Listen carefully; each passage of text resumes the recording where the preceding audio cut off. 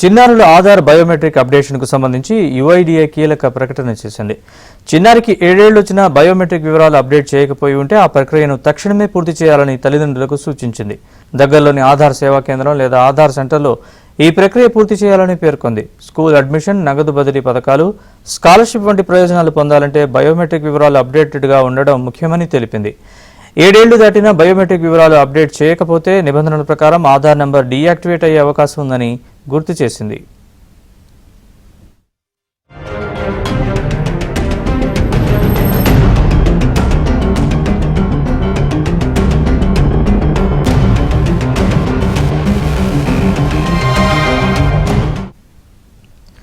ఐదేళ్లలోపు చిన్నారులకు బాల్ ఆధార్ లేదా బ్లూ ఆధార్ జారీ చేస్తారు. ఫోటో, పేరు, పుట్టిన తేదీ, చిరునామా వివరాలతో ఈ గుర్తింపు కార్డును జారీ చేస్తూ ఉంటారు. ఆ సమయంలో ఫింగర్ ప్రింట్ కానీ ఐరిస్ బయోమెట్రిక్స్ కానీ సేకరించరు.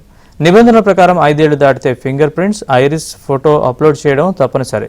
దీన్ని ఫస్ట్ తప్పనిసరి బయోమెట్రిక్ అప్డేటెడ్గా పేర్కొంటారు. 5 నుంచి 7 ఏళ్ల మధ్య చిన్నారులకు ఈ వివరాల అప్డేషన్కు ఎలాంటి రుసుము చెల్లించాల్సిన అవసరం లేదని ఉడాయ్ పేర్కొంది. 7 ఏళ్లు దాటితే మాత్రం 100 చెల్లించాల్సి ఉంటుంది.